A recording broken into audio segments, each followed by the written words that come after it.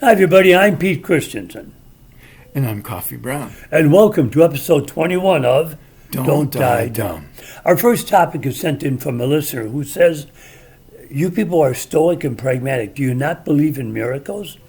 That is not to say religious miracles, but miracles such as a woman's child is pinned under a car and she miraculously lifts up the vehicle. A man's body is riddled with cancer, but when doctors go to examine him later, the cancer's gone. These perhaps aren't religious miracles, but are they the miracles of positive thinking?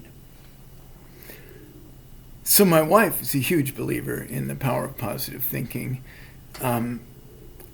Really, there's kind of at least three ways you could look at it. One is a divine or magical or other sentience intervening on our behalf and changing the rules of physics. And I don't know, Pete, what do you think about that? How credible is that to you? I believe this. I believe there's got to be a power more intelligent than us in this universe. Hard to imagine one less intelligent. Yeah, and I believe that energy keeps going, and sometimes, if mass thought is involved, we can control it, but we don't have the cognizance to know how. I also believe this. You've heard of this idea of third eye blind, of the pineal gland in the center, and we only use 10% of our brain because fluoride has ruined that.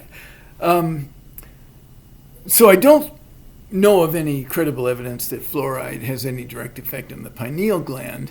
The pineal gland, early in evolution, was actually right at the surface of the skull and had a translucent plate over it, and it reacted directly to light and darkness. Now it gets light and dark information indirectly, and it secretes hormone melatonin that adjusts our circadian rhythms. Those are the rhythms that say, oh, time to wake up, time to go to bed, time to eat, things like that. So we know a lot about how the pineal gland works. I'm not aware of any interference from fluoride, although there could be some mechanism. But when we talk about the third eye, I thought you were going to go down the road of like chakras and mysticism. Is that where you wanted to head with that? No, I just want to know, is there validity to that? There is validity in that there is this organ which now is dead center in your brain. It's very, very far away from directly seeing light. But it has knowledge about light. It's informed about light because it's connected with your brain, which is connected with your eyes, which see the world. Can we do things miraculously through the power of thought? I am not aware of such a mechanism. I am what a philosopher would call a monist or a materialist, and I'm very STEM in my thinking. So if the question is, do the laws of physics sometimes change, especially in ways that are intentional, but do they sometimes change at all? The assumption of my tribe is that they never do. And the reason I'm speaking so carefully is I'm not arrogant enough to think I know all of the rules of the universe. The limits of my imagination are not the limits of the universe, but I don't have a mechanism in my mind for that. But I also don't need one, because within the rules of physics, as I understand them, really amazing things happen. We can fall in love. We can make babies. The Japanese were saved from a Korean invasion fleet by a timely hurricane, the kamikaze. Eclipses have been occurring forever. I mean, the world is full of miracles without needing special exemptions from the laws of physics, or without needing a magical power of thinking. But I don't want to sound like I'm the guy who can just say, oh, there couldn't be such a thing. All I can say is I don't have a model for it. I've seen miraculous events in my life. Years ago, a man and his Vietnamese wife and their little daughter invited me to a process they were going to do, a little event. The little daughter was maybe 5 years old. And they said, sit here and be still. And what happened was they took a hat and a coat, made a cross, put the coat over the cross, the hat on top, And we all sat there, and the mother said to the little girl, make the man dance. And I saw this. If I didn't see it, I wouldn't repeat it. It got up, and it moved around, like something you see in a little kid's movie. And after a minute, I said, holy, and when I did that, it dropped to the ground. And the little girl got scared and stopped. And they both told me later, you ruined it. You ruined her innocence. She felt she could do it, so she could do it. And we've done it many times in the past. So I've seen miraculous events, and they're unexplainable, but I can only say, I believe the little girl did it because I saw it. How do we explain that? That defied the laws of gravity. That's not physics. So this kind of ties back to our prior conversation about exorcism. We know for sure that some possessions were hoaxes. And we know for sure that some of them were psychological, that people were deluding themselves. But that doesn't prove for sure that nothing else ever happens. Mm-hmm. So I could find, 1,000 fraudulent miracle workers, and it doesn't tell me whether the next one is a real miracle worker, although it makes me less and less enthusiastic about investigating.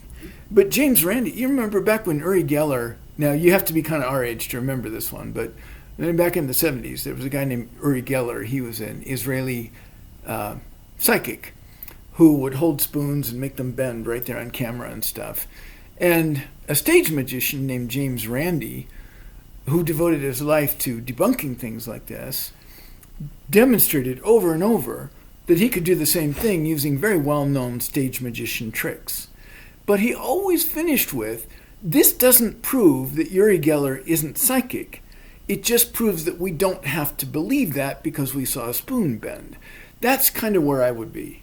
Now, by the way, our government paid Uri Geller $3 million a year for 5 years to tell them what other nations were thinking and doing. I understand this. To be canonized in the Catholic Church, you have to have 3 miracles. I looked one saint up, and 2 of them were card tricks. So I'm a bit skeptical. I'm kidding, of course, but I'm a bit skeptical myself. But you mentioned some. Oh, I'm sorry. Go ahead. But as I said, I've seen it. Go ahead. You mentioned people getting spontaneous remissions from cancer, and that is well known. In fact, I don't know whether you're going to find this next thing I say reassuring or terrifying, a little of both for me, but we've all had multiple cancers already. Your body starts cancers all the time. Your own immune system finds them and ends them all the time. Same for blood clots, by the way. We've all had blood clots in our heart vessels, the same thing that causes a heart attack. But if your system reacts to it quickly and breaks down the blood clot, and if you have enough elasticity in the blood vessels so they can dilate around that blood clot, you wouldn't necessarily ever know that you'd even had one. And so probably we've had multiple of the exact event that causes a heart attack without ever realizing it. And probably it's thought that all of us have had multiple cancers by this time without ever realizing it. Once in a while, a cancer gets far enough along that it's a big headache, and yet occasionally your body will just latch on to the right immune response to it and turn it around. And that's called spontaneous remission. It's not common. It's not something you can bet on. We would love to know more about how to make that happen. And I think we're closing in on it. I think a particular branch of medicine called epigenetics is kind of new right now. I think it's going to be just a huge game changer during the 21st century. The epigenetics is how you turn on and off specific genes on the DNA. And we can talk about that more if people express interest. I think it's interesting. But the point is, we're learning one of the control systems of the body that we didn't have access to before and is directly related to these kinds of spontaneous remissions. So watch this space. That is a real thing. But if we thought of it as a miracle, we couldn't learn anything from it. If I think of it as part of the physical world that I understand, we can study it and say, how can we harness this and get rid of some cancers instead of just hoping to get super lucky? Now, if we're talking about cancer, I want to talk about the Japanese doctor, Shintaro Hida, also known as the Hiroshima doctor. He was treating cancer patients in Hiroshima before the atomic bomb was dropped, knowing that they were going to drop it, suspecting that we were, since we threatened them with it. He told all his patients who could walk, go outside, hold your finger up in the air as high as you can get it, and put a sheet over your head. And the ones that did that lived. And he then he was one that came up with the idea that you could treat cancer through radiation. Ironically enough, ultimately ironic, after that, they transferred him immediately to Nagasaki, where he went through the same thing again, and it worked again. And that is why they started experimenting with radiation to help cure cancer. It's my opinion, nothing more than that. You can answer this, that in the future people will go, you used radiation on your body? That's barbaric. Radiation is an important and absolutely bog standard part of many cancer therapies. Yes. And there's a thing called a gamma knife, which, I'm sorry, if you know what a gamma knife is, if you know the physics of it, you're going to hate this explanation. But I think it will help as a gestalt, as a way of thinking about it. So, okay. Keep it so a guy like me can understand it on a 5th grade level. That is not fair to yourself, but okay. Imagine a laser beam, but a radioactive laser beam. And this laser beam is hot enough to warm up your tissue, but not hot enough to burn it.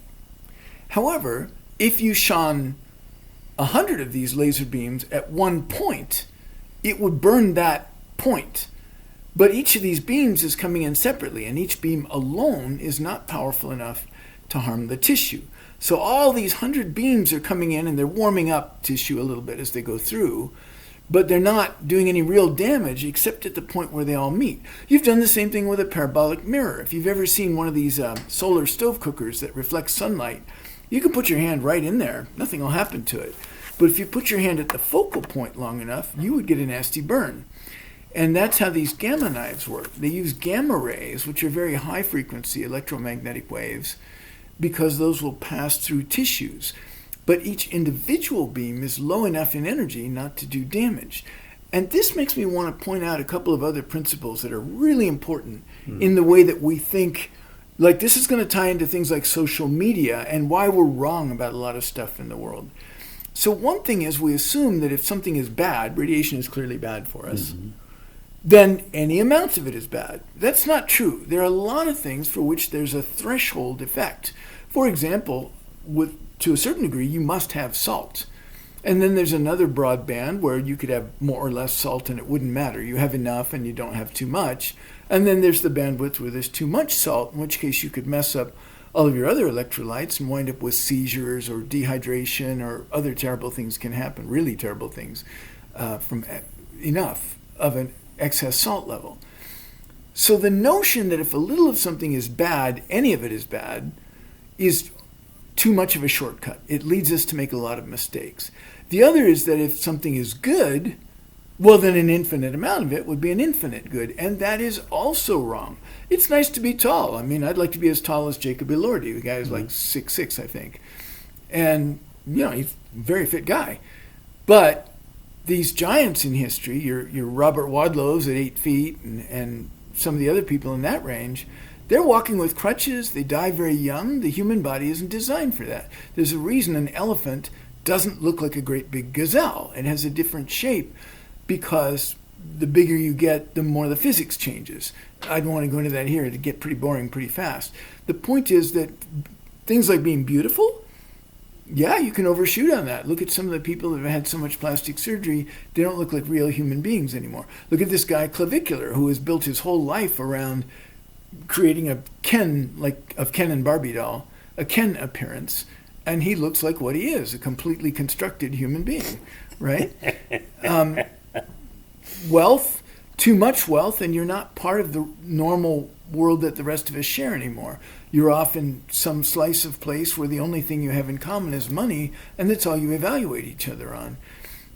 There's nothing so good you can't exaggerate it into a bad idea.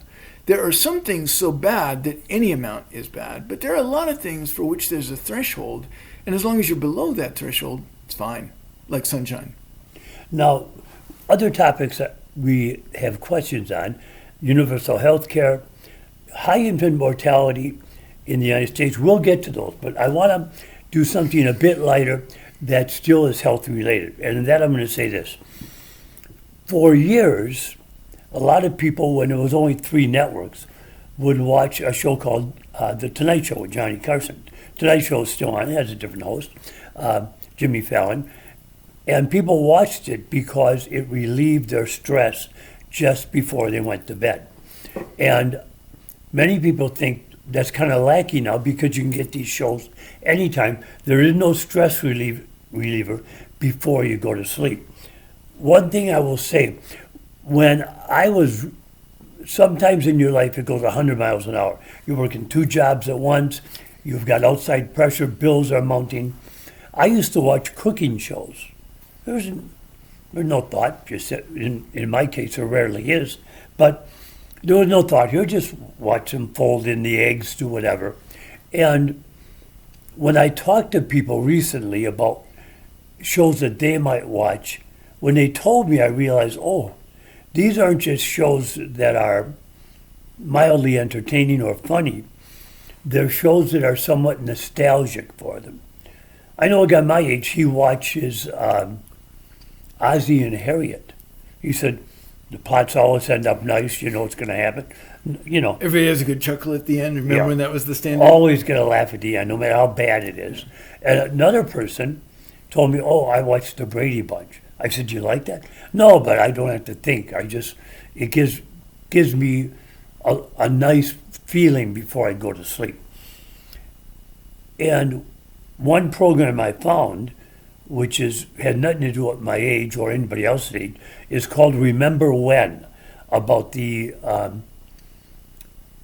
radio station when they did programs, adventure programs, comedy programs, whatever, on radio, the spoken word. Nowadays radio, a lot of talk radios hate radio, either on the right or the left. But is it healthy to have a mindless entertainment before you sleep? Or is it just foolishness? I would say the key is that you get good sleep. And if doing stuff like that helps you to get good sleep, then yeah, sure, it's great. People who don't sleep enough do have a higher incidence of things like dementia and strokes. And I've always thought I had the short sleep gene. My natural rhythm is to sleep about 6 hours a night. But the evidence is that that's not as protective as all that. So now I try really hard to get 8 hours. It's not really natural to me, and I'm not one of those people who wishes I could sleep more, but the research suggests we really should try to get 7 or 8 hours sleep a night.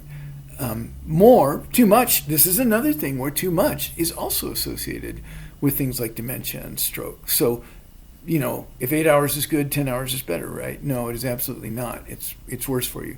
But you want to aim as close as you can to 7 to 10 hours sleep. And if the way that you do that is, you know, Cheryl liked radio with headphones on, which would have driven me crazy. I have a silent room when I sleep. You like to watch TV before you go to sleep. Actually, I like to work out before I go to sleep. A lot of books and stuff say don't work out before you go to sleep because you ramp up your metabolism and everything. I think it's just one of those things that varies with individuals. But if we sleep after a workout, we do secrete more human growth hormone, which helps us benefit more from the workout. So if you're someone who can sleep shortly after working out, consider working out in the evening. No, there are anomalies to this. The actor Tony Randall slept 10 minutes a night for years and years. And he was sharp as a tack up until the day he passed away. There are other people that sleep 4 to 5 hours a night, and they can handle that. That was me for a long time. Mm-hmm. And I never did become uncomfortable. I've just been moved by the research. For 10 years, I slept 4 hours a night because I was working 2 jobs. And I was miserable. I was always hot, ringing in my ears. I was never comfortable. And I was irritable. I was hard to be around then, too. And the brain damage thing, I'm just saying, you know. No way to uncork that bottle, my friend. Now the death penalty. I have real mixed feelings about this. Should there be, for some people, if you ever watch documentaries on people in prison. There's one in particular, death row's worst inmates, where they feel the only thing, because they're locked up 24, they can't even have around other inmates because they're locked up. They feel the only thing can be the best at is killing people, and they can never be let out again because of that. And they've killed guards whenever they get a chance, other inmates.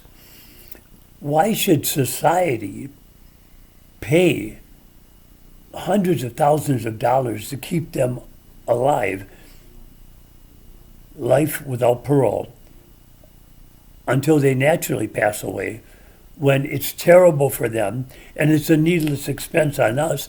We could be using that money, say, to solve those rape kits that are thousands and thousands across the country and prevent crime. Your thoughts on that? This is a great topic because it's one of those things we can legitimately disagree with each other on. So I'm going to comment a little, but I really hope people are going to send in differing perspectives on this question. I don't think it's a slam dunk that what I think is the right answer or what you think is the right answer. I think it's trickier than that. Yeah.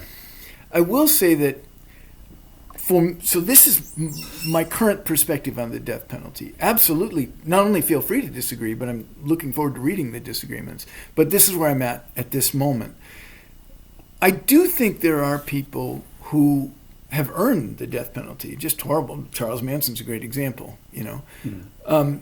I think there are people who would be better off getting the death penalty. Personally, I would much rather get the death penalty. And I mean, like, go ahead and finish the job in a year, you know. Don't keep me in prison for the rest of my life. It doesn't benefit anybody that I can think of. And, you know, taking 20 years to carry out a death sentence seems a lot crueler than doing it on a shorter time frame. So it's not that I'm against the automatic appeal. We do know from some studies that have been done, in the studies that I'm aware of, around 1 in 6 people on death row doesn't belong there. That's a pretty strong argument against the death penalty. So if you're going to endorse it, you have to be willing to be wrong 1 time out of 6, murder 1 innocent person out of 6 in order to get the other 5. So arguments for the death penalty in my mind are some people are truly heinous, and for those who aren't, if they're looking at death penalty and no chance of parole, just finish the job. It's just cruel to keep them in a box waiting and waiting for the hammer to fall. My argument against the death penalty has to do with how society shapes itself. I think that, you know, when I see George Bush Jr. or Trump or his attorney generals chortling about how many people they're killing, even if these are people who deserve the death penalty, that kind of schadenfreude, that kind of death penalty level schadenfreude is very, very bad for us as a moral society. And so I think the real question is society helped or harmed by the death penalty? So I'm not as focused on it from the inmate point of view, although I think most other people are.